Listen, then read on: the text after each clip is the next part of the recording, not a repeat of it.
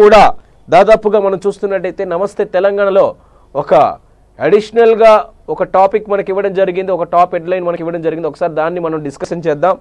అయితే అన్ని దినపత్రికలు ఒక విధంగా ఇస్తే నమస్తే తెలంగాణలో ఎలాంటి వార్త ఇవ్వడం జరిగిందో మనం చూద్దాం.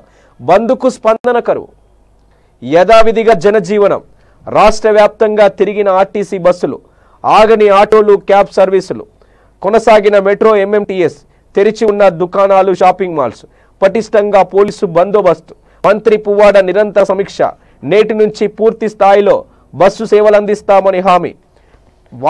వాస్తవానికి మీరు చూస్తున్నటువంటి దినపత్రికలలో ఆంధ్రజ్యోతి, ఈనాడు, సాక్షి, ఎన్ని వెలుగు, అన్ని దినపత్రికలు, దాదాపుగా అన్ని దినపత్రికలు మాత్రం ఆర్టీసీ కార్మికుల కష్టాలు, కన్నీటి గాథలను చూపిస్తూ ఉంటే నమస్తే తెలంగాణ వార్త దినపత్రిక మాత్రం ఏం చూపిస్తుంది, ఏం చేస్తుంది అనేది నిజాన్ని నిర్భయంగా బయట పెట్టడానికే ఉన్నాం.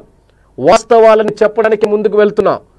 అన్ని వార్తాపత్రికలు కూడా ఆర్టీసీ కార్మికుల కన్నీటి గాథలను గుర్తు చేసి తెలంగాణ రాష్ట్రంలో, ఆంధ్ర రాష్ట్రంలో ఉన్న వార్తాపత్రికలన్నీ కూడా దాదాపుగా 20 నుంచి 30 వార్తాపత్రికలంతా కూడా ఆర్టీసీ కార్మికుల బాధలు, కన్నీటి గాథలు వినిపిస్తూ ఉంటే ఆర్టీసీ సమ్మెలు చేస్తున్నటువంటి కార్మికులు వాళ్ళ బిడ్డల్ని, కొడుకుల్ని, పిల్లల్ని వదిలేసి రోడ్లపైకి బైఠాయించి మహిళా కండక్టర్లు కూడా రోడ్ల మీదకి వచ్చి పాపం తిండి తికాణ లేకుండా, మంచినీళ్లు కూడా తాగకుండా రోడ్లపై వాళ్ళు నిరసన వ్యక్తం చేస్తూ ఉంటే ఇప్పటికి కూడా బాధపడుతున్నటువంటి విషయాన్ని మనం చూసాం. పలు వార్తా దినపత్రికలలో కూడా ఆర్టీసీ కార్మికులకు సంఘీభావం తెలియజేస్తున్నారు. ఎక్కడ నష్టపోయారు ఆర్టీసీ కార్మికులకు మద్దతుగా తెలుపుతూ ఉన్నారు. వాళ్ళ కష్టాలను, కన్నీటి గాథలను కూడా క్లారిటీగా, క్లియర్గా చెబుతూ ఉన్నారు. కానీ ఇన్ని వార్తాపత్రికల్లో బంద్ ప్రశాంతంగా జరిగింది, రోడెక్కని బస్సులు, ఎక్కడ పడితే అక్కడ వామపక్ష నేతల అరెస్ట్, దుకాణాలు బంద్, బస్సులు కూడా అక్కడక్కడ నడిచాయి మాత్రమే, అది సెక్యూరిటీ పర్పస్ లో మాత్రమే నడిచాయి. తెలంగాణ రాష్ట్రం మొత్తం బంద్ సంపూర్ణంగా జరిగితే వామపక్ష నేతలు, ఇతర పార్టీ నేతలు, దాదాపు కార్యకర్తలు, ప్రజలు సంఘీభావం తెలిపితే ఈ విధంగా జరిగినటువంటి విషయాన్ని మనం చూస్తే ఇక వాస్తవానికి ఇన్ని వార్తాపత్రికలు కాస్త ఆర్టీసీ కార్మికులకు మద్దతుగా ప్రకటించి ఆర్టీసీ కార్మికులకు జరుగుతున్నటువంటి మోసాలు మాత్రమే జరుగుతూ ఉన్నాయి. వాళ్ళకు న్యాయం జరగాలి, న్యాయపరమైనటువంటి సఫలంగా మనం ప్రకటించాలి. వాళ్ళకు జరుగుతున్నటువంటి అన్యాయాన్ని మాత్రం అరికట్టాలి, వాళ్ళకు న్యాయం చేయాలి. కనీసం 40 దాకా డిమాండ్లలో సగమైన వాళ్ళకు చర్చించాలి, వాళ్ళలో ఉన్నటువంటి సమస్యలను చర్చించాలి. దాదాపుగా వాళ్ళకున్న కన్నీటి గాథలను, కష్టాలను కూడా వాళ్ళకు తెలియజేయాలి. వాళ్ళ ప్రాబ్లమ్స్ ఏంటి అనేది తెలుసుకోవాలి. ఇకనైనా టీఆర్ఎస్ గవర్నమెంట్ కి బుద్ధి, జ్ఞానం ఉందా అని కూడా ఆర్టీసీ కార్మికులు వాదిస్తూ ఉన్నారు. దాదాపుగా వామపక్ష నేతలు కూడా అడుగుతున్నటువంటి విషయం చూస్తున్నాం.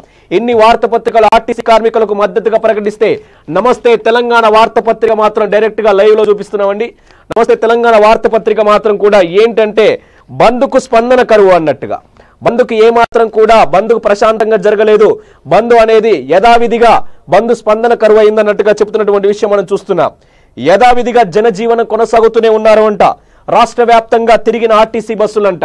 ఎక్కడ ఆర్టీసీ బస్సులు తిరిగాయో కూడా మనం తెలుసుకోవాలి. ప్రజలు నిజాన్ని నిర్భయంగా తెలుసుకోవాలన్నటువంటి విషయాన్ని మనం చూడాలి. ఇక దాదాపుగా అక్కడక్కడ మాత్రమే బస్సులు తిరిగితే తెలంగాణ రాష్ట్రం మొత్తం కూడా ఆర్టీసీ బస్సులు తిరిగాయి అన్నట్టుగా నమస్తే తెలంగాణ వార్తాపత్రిక ఇవ్వడం జరిగింది. ఇక ఆగని ఆటోలు, క్యాబ్ సర్వీసులు, దాదాపుగా క్యాబ్ డ్రైవర్లు, క్యాబ్ సర్వీసులన్నీ కూడా ఆగిపోయాయి. క్యాబ్ డ్రైవర్లు నిన్న తెలంగాణ రాష్ట్ర బంద్ కూడా మద్దతు ప్రకటించినప్పటికీ, మద్దతు చెప్పినప్పటికీ, మద్దతు చేసినప్పటికీ ఇక పలు వార్తాపత్రికలలో కూడా క్యాబ్లన్నీ కూడా మూగబోయాయి, క్యాబ్లన్నీ కూడా ఆగిపోయాయి.